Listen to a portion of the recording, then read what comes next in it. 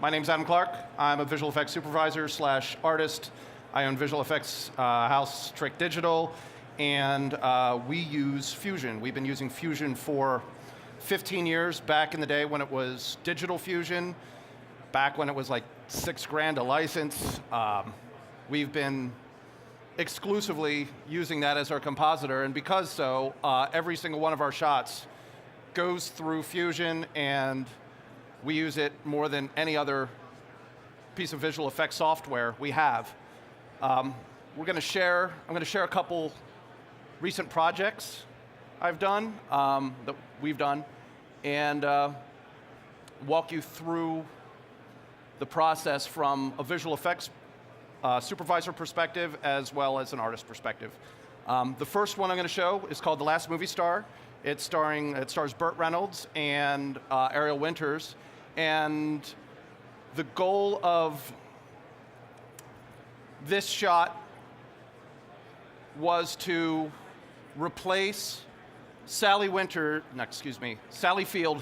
with an older Burt Reynolds. So Burt Reynolds in this film, it's a fictional biopic, and there are several dream sequences, where Burt communicates with his younger self to warn him of a bunch of bad life decisions he's about to make. And I am a Burt Reynolds fan, like a huge Burt Reynolds fan, so when the director presented this to me, my mind was blown. What we need to do to put old Burt Reynolds in here, if we evaluate this shot as a visual effects supervisor, I think, well, what needs to happen? Well, clearly, Sally Field, we have to get rid of her, and by getting rid of her, it's going to have a domino effect of other problems it's going to introduce. First of all, looking at her, we see that as she moves over, she obscures background, she's obscuring parts of the inside of the vehicle, and so that means that all of that is going to need to be replaced. If we can't paint it out, we have to completely replace it. And by replacing, if we replace the background, that means we also need to roto out Burt. And we have to figure out where seam lines may be and do this in such a way and be smart about it so that if we cheat here and there, we know that the misdirection, the audience will never see it. So the first thing that, here I'll play the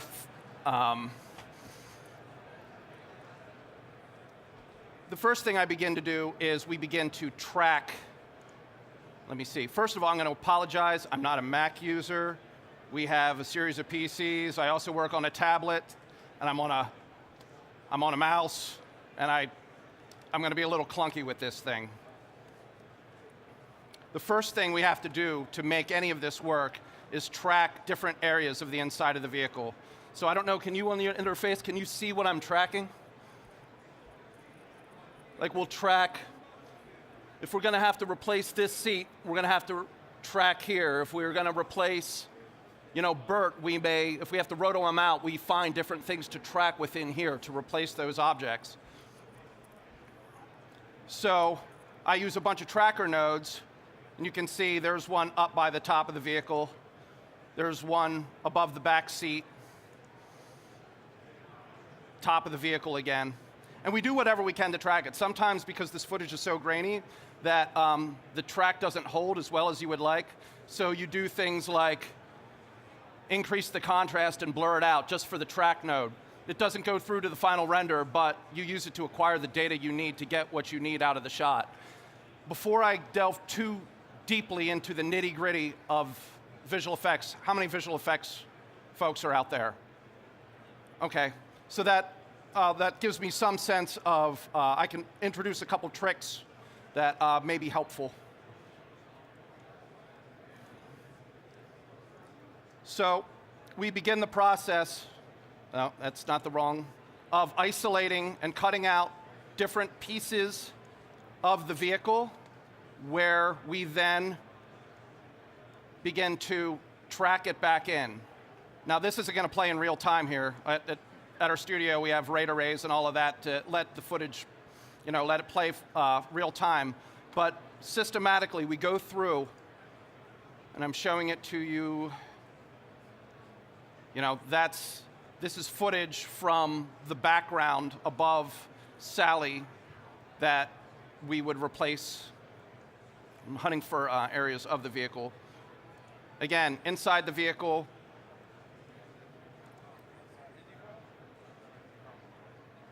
layered in, and we just begin the process of, from 30,000 feet up, removing Sally.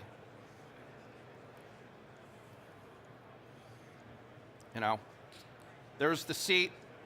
Now, one of the things you need to contend with if you're going to use this kind of method of replacing things in the background is, this footage is grainy because it was shot in 1980 something, and they're using film, and that is a personality of the final image. And obviously, if that's grains moving around and we're pulling single frames, we need to make the grain move. Otherwise, it's just going to stand out, and everyone's going to notice that. But if you're going to add moving grain to a still image, you have to remove the grain from the original image first, so it doesn't have more grain than it should. So we go through that process of removing noise, adding grain, so that when we play, it looks correct.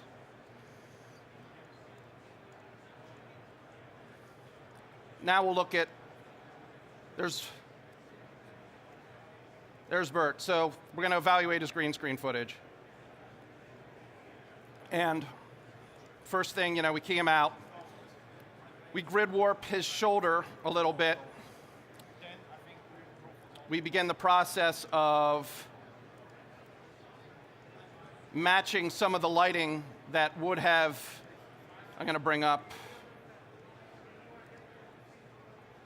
the original plate here.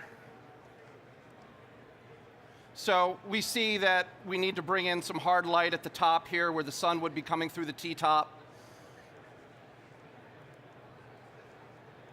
We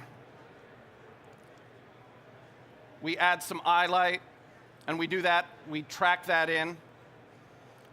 So we track it from the original Bert footage. I have a couple trackers here. So we track his eyes so we can add an eye light. We apply the eye light, and then we have to track Bert's green screen footage into the final image. And you can do that through transform nodes. You can, for instance, we find that node right here. You can add trackers to transforms. We add a little bit of glow, just a little bit, add the grain, and we have Bert in there. Now, then there was the process of actually replacing the background, and that's, we're not going to go into that completely, but what occurred there was we had a longer clip from Smokey and the Bandit where we would see larger areas of this background here exposed that we could stabilize as best as we could, render as a separate element, bring back in, and roto in place. There were certain things in the original footage, like this truck, that we had to remove because when we removed Sally, it was creating problems with the loop of the, I'm sorry, I'm really bad at this. Having a difficult time articulating some of this stuff. But we created a background loop that we could throw behind a number of shots because we had to do a dozen of these. And to do so and to speed up that process, we created, again, a background loop that we could use for behind the Bandit vehicle. Anyway, so there's one of the shots, and I'll play the final. See if I can find it here.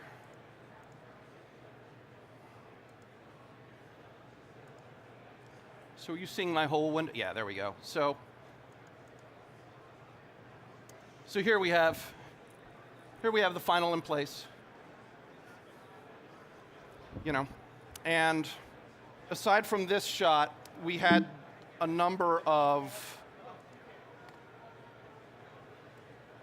others similar to it that I'll show you right here. This one's similar. The same kind of methods for putting old BERT in. We did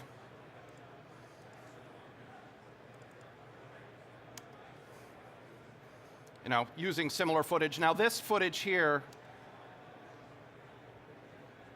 when we removed Sally from this shot, we had to, again, completely replace the background and roto out his hat. And open another one here.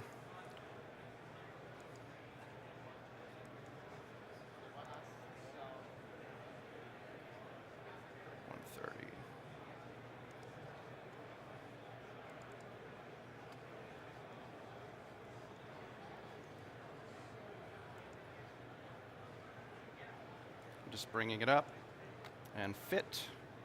So this shot, and I'll show you I have the comp up, but I'll show you the final render as well. It's 130. So this shot is entirely in Fusion and a background plate that was shot for other green screen shots in for vehicle shots. So we found that the original matching shot of Sally was she polluted the frame so much, it was necessary to go through and just replace the entire vehicle, and I'll show you that now, how we did that. Is this 130? So,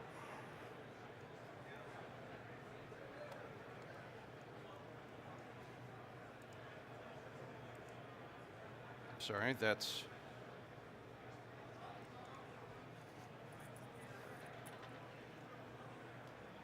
so yeah, we have that comp up now. An interesting trick though, that we do all the time for stabilizing. See if this is going to come up. Fit. All right, so this was the original plate background. Can you see that? And to stabilize, this is really, really moving around, and it was almost impossible. It would have been impossible to use unless we could stabilize it. But we used a couple Fusion track stabilizers. And what we did to get the tracks, we overlaid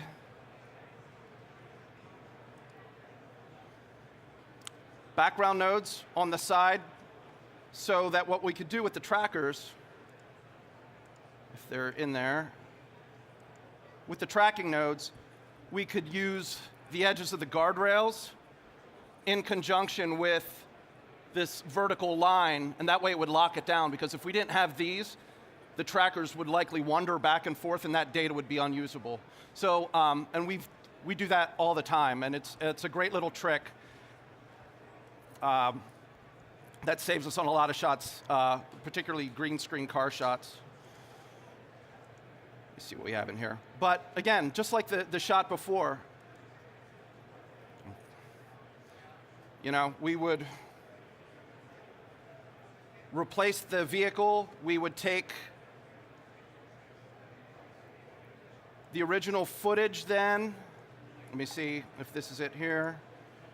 So there's the original shot, and what we did just to get we tracked the original shot just so the motion of the final would look right, and it would feel, instead of just putting like a random camera motion node on it or something like that, we wanted it to have that same vibration and feel that the original did. So that was our approach. But again, getting BERT in there was the same. There was his original. We go through the process of grading him using a series of color nodes. I like to stack my color nodes because they're concatenative. They concatenate upon one another. You don't lose data when stacking color nodes. So often when we're going through iterations of, okay, well, we want to try this. I want to add, I want to add some color to his face, or I want to, give him eye light or things like that. By stacking the color nodes and as separate entities, it allows you to try things out and be playful with it. So we keep grading.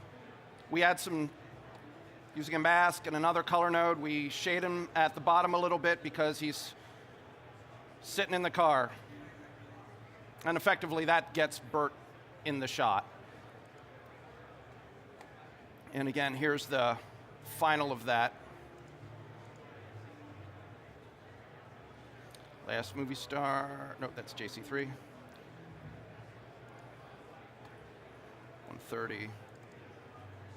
Oh, and another cool trick that I wanted to show in this, for the dust in the background, because they're driving down a dirt road in this, atop the green screen footage of the car, this road here, we layered, so here's the original, we layered just a fusion noise, like a noise node atop it, and it gives that sense of, when animated, it gives a sense of dust, like we were driving down a dusty road, which helped sell where it was taking place. It felt a little more like the original.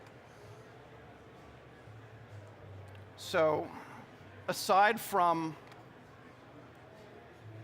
this sequence of shots, aside from smoking the Bandit, the other really cool moment in this was we did a series of Deliverance replacements. So we removed John Voight from the canoe scene in Deliverance with Burt Reynolds, and we, again, placed in old Burt, but this had a number of additional challenges that a relatively simple process like replacing Sally Fields, it had a different set of challenges, and I'll begin to work through those. So, for instance, so in this shot here, we have to replace John Voight again with Burt. Let me see if I can make this loop. I'll just keep here and hit it. So, again, just like before, the first thing is we got to remove John Voight, and by removing John Voight, we have to replace water behind it. Not only that, but getting Burt in there is going to require, if we see how John moves, there's parallax in his body. Parts of his body are obscuring others as the boat shifts in space. And if we don't want our green screen Burt to look like he's just pasted in there, we have to come up with a way to fake that. We have to make him feel like he's really going down the river. And to do that, if we look at the original green screen footage of Burt go in the canoe, again, I apologize, I'm having some Mac/PC muscle memory issues. So there he is in the boat. We see, and we're getting none of that motion, and it would have been impossible to match on set. So we solved that by just breaking his body apart, setting pivot points with different transforms, and animating it separately. So I'll show you that. 1760. Command.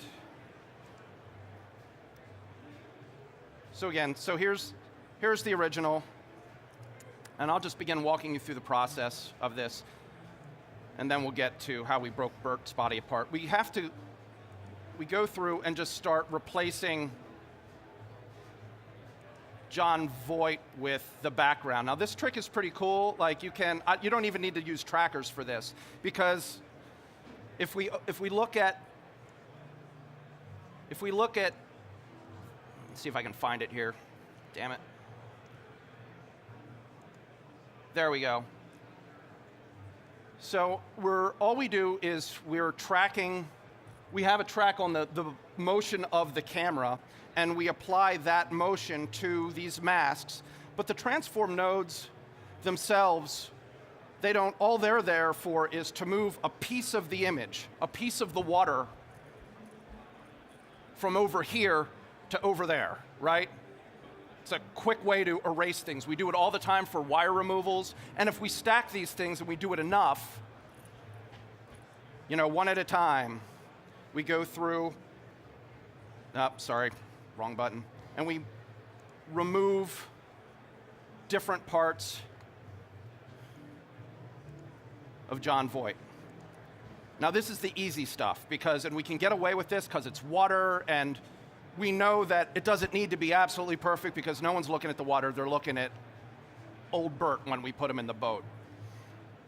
Now, as far as some of this, his head back here, what we have to do is a little more complex. We have to get a good track on it, and because of the way the camera's moving, it's not a nodal pan, right? So anytime you dolly, anytime you move your camera in space, you need to get a 3D track on it. You can't use a 2D track. A 2D track is if you have a camera on a tripod and you're just panning and tilting. This is a great visual effects tip. I mean, assuming there's some directors and producers or people, filmmakers, like if you want to minimize your visual effects, the budget that's going to be necessary in post, if you're trying to get the most out of it, use tripod shots when you can, when you're nodal panning, because you can use it's a cheaper process overall. It's easier to get objects into a scene, because if I were to pan across this whole room, one single point that I can track anywhere in there, I could apply an object anywhere else and it would follow that track, and you could place it anywhere and it would follow that. Do you get me? You know what I'm saying?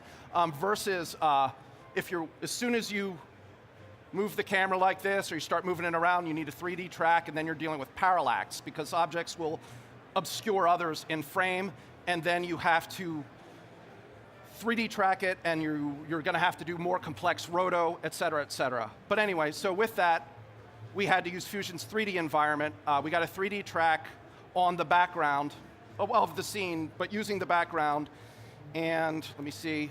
So this is the point data from the track. So now it's in the distance, so this data almost looks like nodal pan data because it feels very linear, but it's only because of the distance of the background objects we were tracking. So we have our camera in space, and then all we were doing is, I'm sorry, I'm clicking the wrong buttons in this. So all this was to replace these parts of the image here, to remove John Voight's head. There we go. So once we got him out of there, we do some other things, et cetera, and now the goal comes to put old Bert in there, the present day Burt Reynolds. And what we want to see at this point is how much of he will cover up the rest of it to figure out, well, how much more do we need to roto? But again, we have to keep in mind those things that I said about moving his body and having him feel like he's shifting his own weight in the boat to go down the river. So we do that by, we key him, we size that to the size he would be in frame, and we begin breaking his body apart. So there's his leg. And we set his pivot where the movement would be from. In this case, we do the same with, where is this? That's a bag. We do the same with his other leg. We do the same with his upper torso. And what we do is then we use grid warps and transform nodes to animate those parts of his body manually. So right here, if I wanted to just move his leg to have it shift, and again, you're only going to get so much out of this, but again, you have to figure out what's the minimum necessary to achieve the shot you need to achieve. You only do what you have to do to make the shot sell. And in this case, considering the movement, this was going to be enough, and this was the only way it was going to work. So that's how it played out, and it worked. We were thankful for it. So then we just go through the process of color grading, making it look like it was shot in 1972. And again, of course, while we're doing that, we're referencing, the actual shot. And we put him in there. Now, we have his leg up here. Let me see if I can undo a couple things so we can put his leg back down. There it is.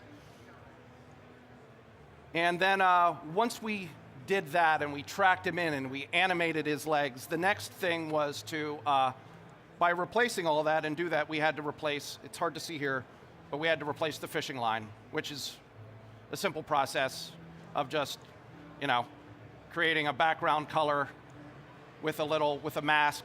And the cool thing is then we would just animate the individual points on that mask to create, the fishing line shape. And of course we have to add grain to everything to match the original. And the final shot looks like, I'll play a few of the final shots because these are fun. No, that's the original, that's John Voight. So we get Bert in there, and we can see he's shifting his weight enough to make it look like something's happening there. We have another shot in this sequence that uses the same method. You can feel him turn a little bit. Again, these shots are 60 frames long, so whatever it takes to get through that. Now, some other shots that were done in this sequence, see if I have one here. They were closer. No, time check. We're going to move on to, so that was Burt Reynolds' work. I have a lot more I could show there, but we also did a lot of work with Jeepers Creepers 3, which introduces more of the Fusion 3D environment. So maybe we'll go there.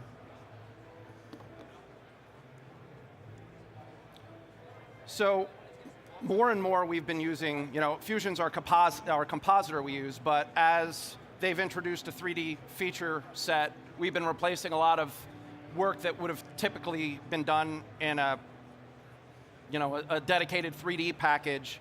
And of course, with dedicated 3D packages comes all the overhead inherent in that, being render times, not working in the context of the final image, going back, iteratively fixing things. So, not save that. So in Jeepers Creepers, one of the things that we did was we utilized, particularly for hard surface objects, bypassing dedicated 3D applications, we simply used Fusion for it, and it was very effective and did very well for a number of shots. So this isn't an actual shot, but this is a piece. This is the meaningful part of that for this presentation, and that's ultimately getting one of the creeper weapons. Let's see if I can zoom in on it here. Shift right click. Shift zoom. Sorry, again, Mac PC issues here going on, and I usually work with a tablet. Oh well. It is what it is. So that's a 3D, so the creeper has these great stars that he throws around. They're like these Chinese stars. And there's probably, in this polygon here, it's hard to see because it's so small, there's probably 1 million quads in that thing. And so it's a heavy object, and Fusion is dealing with it remarkably well, and better actually, in fact, than many 3D applications that we use. And so this is texture just using a projection node. So a projection map, so we just have, there's no specularity, that's just purely a diffuse lighting, and we're taking that projection and we're applying it to the 3D model. And the great thing about using Fusion for this is, so I can, in 3D space, I can drop in a light and there's the light. I can see the final image and I can apply motion blur to it there. And as you know, this is, again, it's not moving super fast right now, but it's also real time, and we're showing 3D and the final image together, which just saves so much time, and we reach for these kind of time-saving things all the time in visual effects. And so with this, okay, here's the setup for something like that. I set this up in, 20 minutes when I was originally working out how it was going to happen. Now, to get to a final image in 20 minutes for a 3D weapon for a feature film, that's it's a great power to have in a compositing, what has historically been a compositing package. Now, the shots that this would have, I'll show you the final shots that we use this for. Here's one. This was a more abstract shot. The director wanted to start with an abstract shot coming from the main title sequence. Can we see that? And he wanted to be blurry, and no one really understood what was going on. Lead into, so this is a fusion shot from that same setup, and he dropped this shot on us in the last week before. This was like a last-minute editorial decision he wanted to make. And historically, we would have said, no, this should have happened a long time ago. We can't set that up now in our delivery cycle. But because of Fusion, we could do so. And we could do so quickly, relatively easily, and we're the director's hero, and we're providing more to the film than we had, we're over providing. And we have another one, 5732. Here again, we use the same process. It's one of these things where creeper throws star, it's going to hit somebody, and he's like, man, I'd like to feel that thing. It moves so fast in the other shots, I just want a moment where we are a little closer to it. And we did that in a number of shots. We did that, see if I can find some of these creeper tools.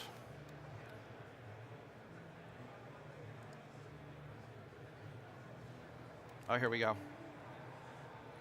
So the creeper, this is going to be a little dark because this isn't the graded image. He drops these bombs from the back of the car, and they blow up, and they just do the worst things to people. And this is all Fusion. The 3D, all of it. And again, we had a dozen of these shots to do, and considering the ambitiousness being a smaller budget than some of the others, having a tool like Fusion to allow us to quickly go through iterations of shots is invaluable. Let's see what we have, kind of our time check here. I have 5 minutes. Anybody have any questions? Otherwise, I can just show some shots up until... What is the meaning of life? 42. Thank you. Any?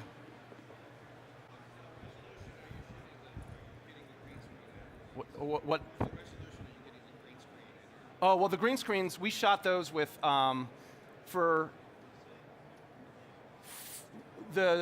we shot with Alexas on both the films I presented. So now that said, the Alexa we weren't shooting 4K on those. I think it was 2.8. We also did Black Magic. Oh, we did Ursa's, yeah, for the... For some of the driving shots, we were shooting 4.6K background driving. This is Ari Golan of Atomic Imaging in Chicago. He was an executive producer on Jeepers Creepers and a good friend of mine, and glad to see him here as I beat myself up on this.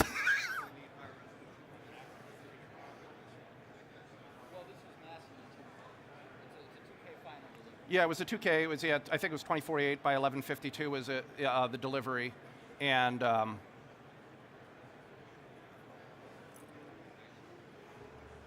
any others? Or I could just show some other stuff. I'm going to show other stuff. What's up? Show the wings? Creeper wings. Now I'm just going to show you some final creeper wing shots here. Let me see if I can...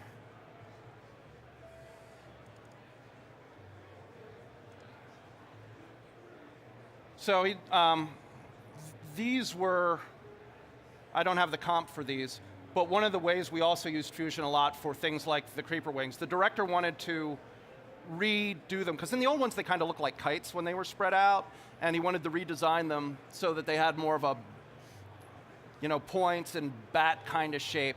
But one of the things we did with these, now we did render these out of a dedicated 3D package, but we rendered them out with normal passes, so what we could do is it would help us relight in Fusion. So we would get our overall look and feel, but we wouldn't spend so much in 3D rendering out the lights because we would rely on normal passes to help kind of dial in the exact look that the director wanted.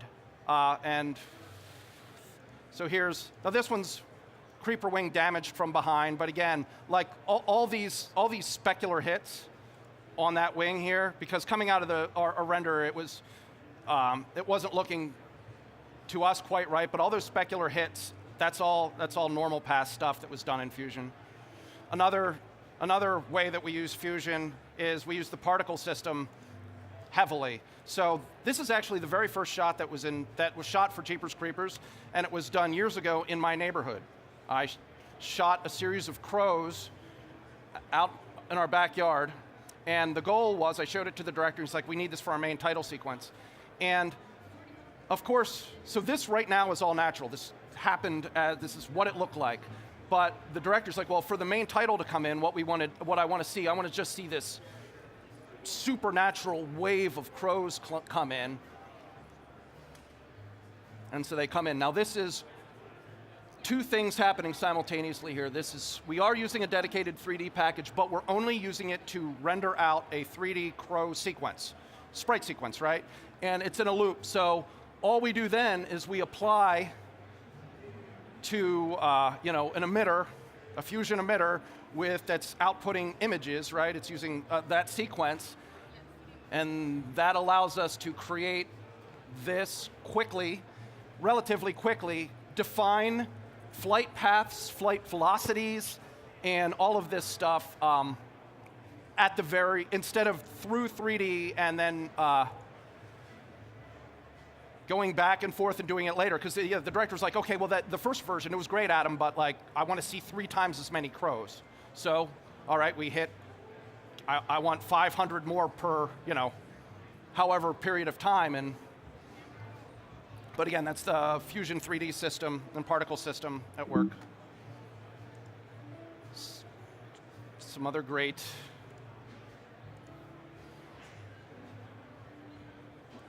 And I think I don't know how much longer they're going to let me go here. I'm just going to keep going until they tell me to stop.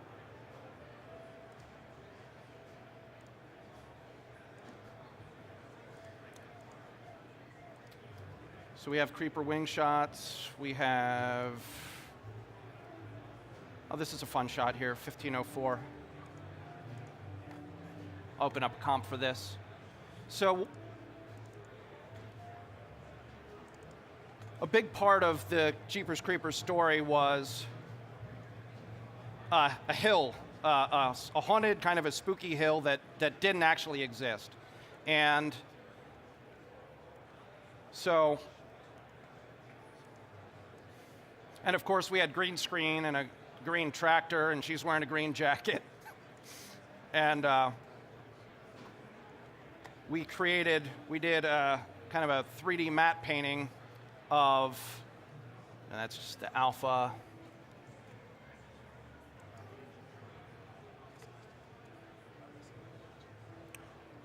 Is that just showing the alpha? Yeah, there we go. Fit.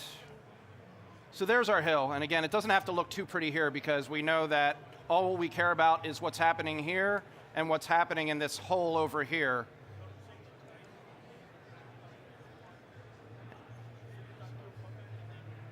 And we add, again, if there's some visual effects folks here we use kind of little quick light wrap setup here.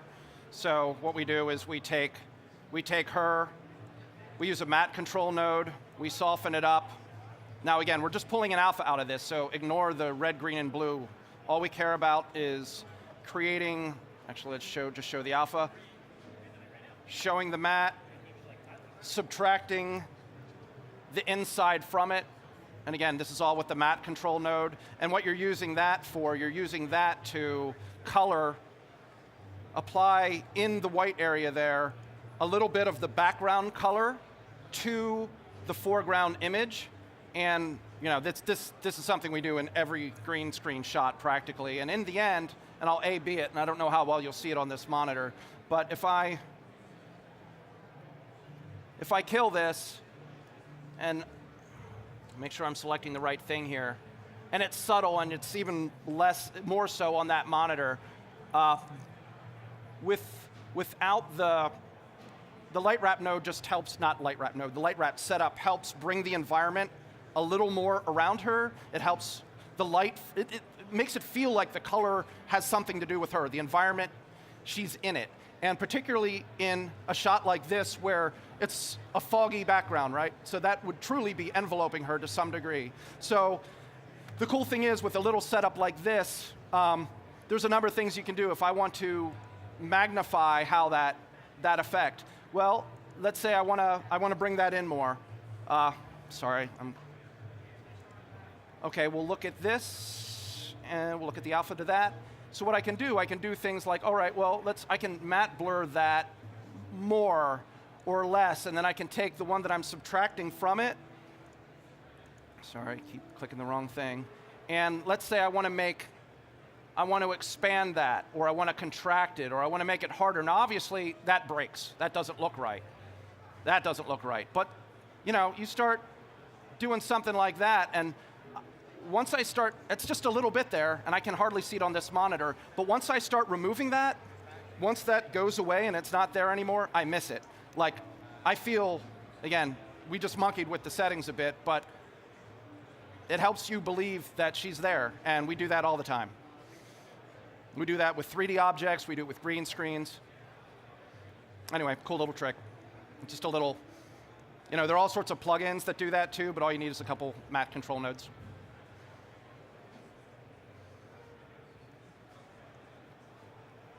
Anything else? Any other questions? Nothing? All right. And I think that's my time, guys. Thanks for sitting with me. I apologize for how rusty I was. I spend most of my life sitting behind a machine, and when I'm feeling antisocial and need to feel social, I'll have a few drinks, and none of those were here. So thanks.